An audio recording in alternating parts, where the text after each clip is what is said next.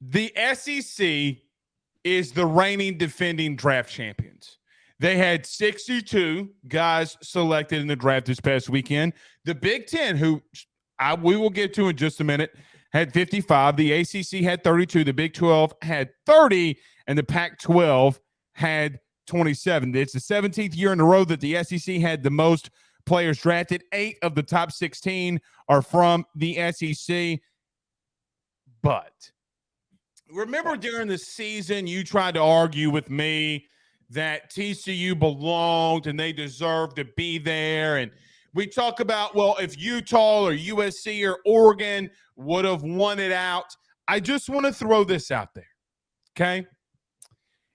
Did you know that Georgia, Alabama, LSU, and Florida had the same amount of draft picks as the ACC, and they had more draft picks than the Big 12 and the Pac-12?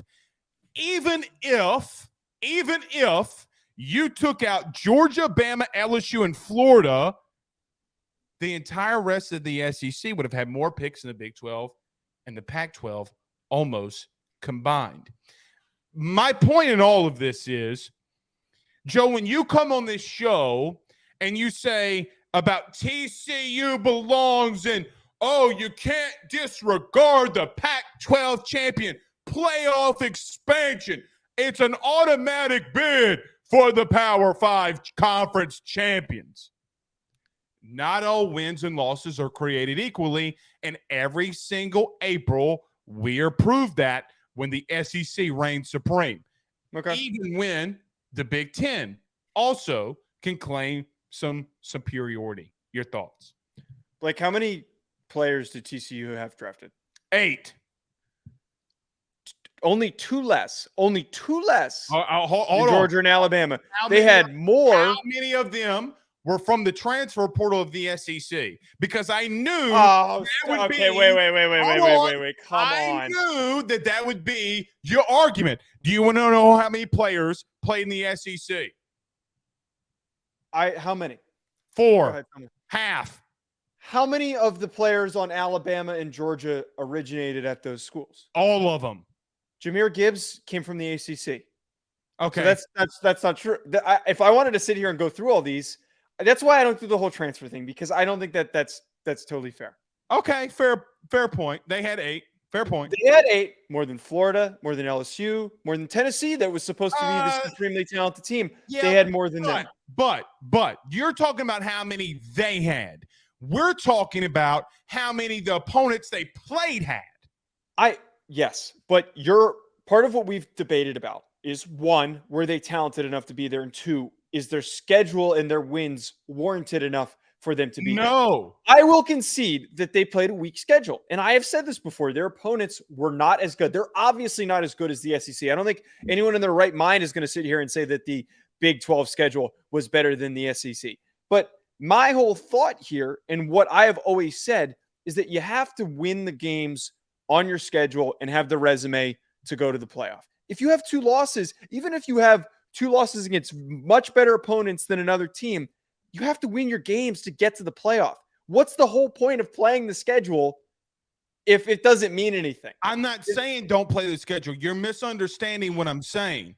What I am just simply saying is, and Joe, I'm going to tie this into a bigger playoff expansion thing, because you know how I feel about playoff expansion. Yeah.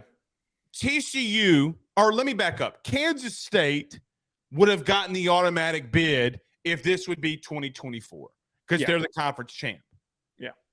How are you going to make the argument to me that a 2-loss Kansas State team, or even TCU, or anybody in the Pac-12, Utah for that matter, deserves to remotely have an automatic bid? You know, so is your argument now that when this expands that the other Power 5 conferences shouldn't have an automatic bid? Is that what you're saying? Here's my opinion. Okay. I don't think that there should be automatic bids. No. Let me tell you why. Because listen. Okay. Utah got beat by Florida. And every April we sit here, Joe, and we sit here and say quite simply that these teams deserve to be in. It is the most participation trophy line of thinking that I've ever heard of. Because even if, Joe, even if Florida is a 6-6 team, they still were tied for fifth with the most guys drafted. That is what the SEC, you can say all that you want that the SEC or this team's down 6-6, and the SEC is more like 8-4, maybe 9-3 in the Big 12 or the Pac-12. I don't agree on 9-3. I will agree to 8-4. So how can you say that when the conference champion lost to Florida? We've already discussed this. So when you talk about playoff expansion, how can you sit here and make the argument to me that Kansas State, let's just use this year's draw as an example.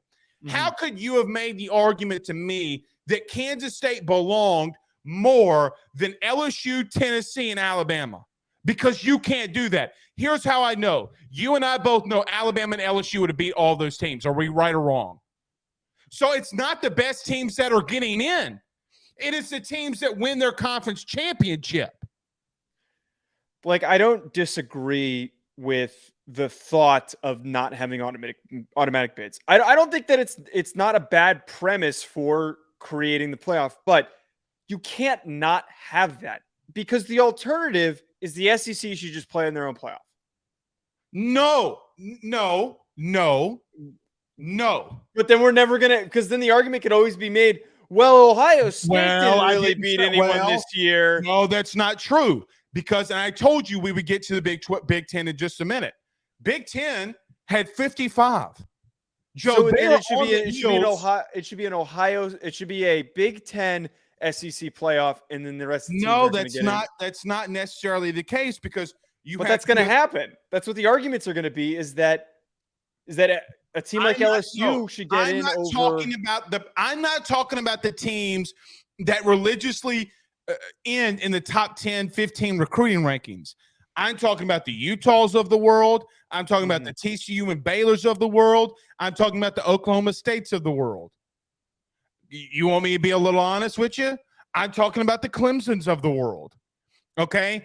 Because with all due respect to those teams, you're not playing anybody. But here's why. And bringing up Clemson is really important. There was a scenario where TCU played Texas, Baylor, and Iowa State in 3 straight weeks.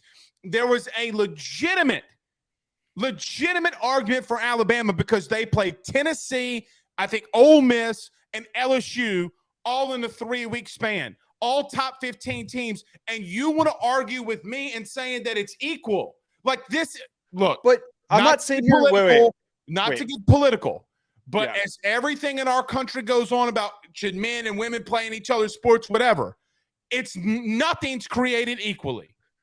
Blake, I am not going to sit here and say that the competition in other conferences from front to back, from top to bottom, is equal across the board. It's not. But you brought up Clemson, and I think Clemson is a really important example because the timeline that Clemson won those national championships that they did were playing in a really bad conference. Well, the ACC wasn't as bad when they won. Joe, I'm glad you brought that up. Wait, I would argue that it was equally as bad. And on top of that, one of the years not from a draft national champion when they went to the national perspective, it wasn't. Not from a draft perspective. They maintained in the 40 and 50s. They were closer to where the Big Ten was than where they are now. Okay. So if you took Clemson out of the ACC, clean out, okay, you legitimately are the 4th best conference in the country. Wait, you're saying if Clemson is removed, the ACC is the 4th best conference? From a draft perspective, from talent perspective. Okay. And you know who they would be one less behind? The Big 12. So I'm talking about Clemson now. I'm not talking about Clemson then. It's just not created I equally. know that you're talking about them now, but my argument here is that you have to create these automatic bids because these teams can't help the conferences that they're playing in. Everybody can't just go and join the SEC. There are limited seats. Everybody can't just go and join the Big Ten. There are limited seats. They are going to stay and play in their conferences. And maybe that's to their benefit that they're going to only finish with one loss when they play their one out of conference schedule game and they maybe lose that game. But you know what? That Clemson team a couple years ago during the 2020 season, they lost to Notre Dame and they went to the national championship game. Joe, should Kansas State be in over Alabama, Tennessee, and LSU? Honestly, they won their conference, so yes. You have to. There are thresholds and things you have to do on your resume to earn the right to be there. It's like sports. Wait. We sit here talk about resume, and here's a perfect apt analogy. It's like having a job interview. Spell that. Apt analogy. I'm not going to sit. Wait, ANALOGY, and then apt is A. Okay. All right. Okay. If you theoretically had two applicants, actually, let's say you have one applicant who didn't go to an Ivy League school, and you've got three applicants that did. Okay. All three of those applicants have no prior experience except going to an Ivy League school. But the kid who went to some tiny school, no-name school that's much lower down on the threshold has a great resume. Apples to a lot of no, it's not. Great resume. I'd rather take the kid that's been experienced. If you have the resume to earn the right to be there. Which is the SEC in your scenario? No, it's the SEC are the three people at the Ivy League from the Ivy League that don't have the necessary. No, because you're saying that the SEC is the Ivy League and has no experience. My argument would be they have more experience with being in the Ivy League. If you win your conference, you have earned the right to be there. If they had two losses and they won the what conference, right?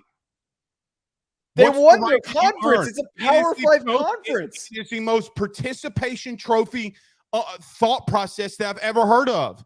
Let me ask you this question: yeah. Do you want to get an award for not winning something? But they did win something. They won their conference. Okay, let me back up. If you won a lower tiered program from a lower tier program, high schools as an example, and the local state of Louisiana, the 1A school's not beating the 5A school, aka Georgia, aka TCU. It's not happening. They still earn a right to compete. Okay. They've still earned a right to compete if you have the right things in the resume. Well, agree to completely disagree. I think that you're wrong. I can't wait. Blake, I'm telling you right now, when we're doing this show and the playoff has expanded, if a non-SEC team beats an SEC team, I'm going to be the most insufferable person on this show. No. USC could beat an SEC team.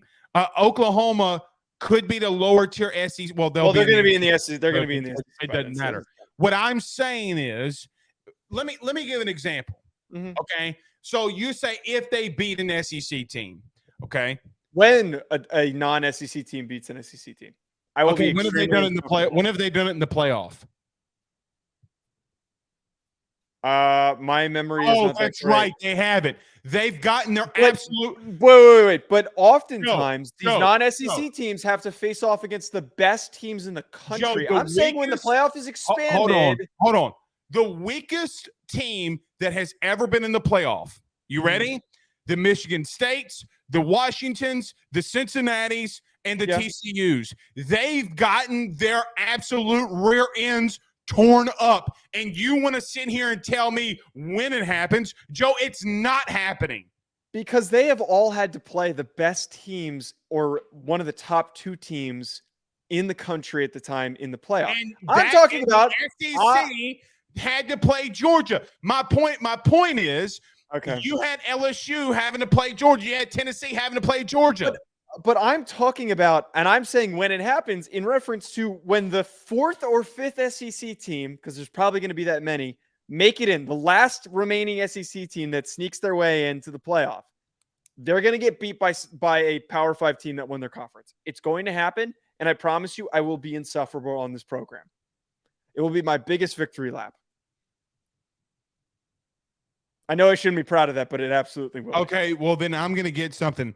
The next time a Big 12 or a Pac-12 team gets blown out in the playoff, I'm literally flying to LA and I am going to make you run around the studio until I tell you to stop. Honestly, that's justified. Listen, I am going to get out of lunch. You're going to be there all day. That's justified. That's completely justified. Okay, well, you think I'm joking. I know you're not.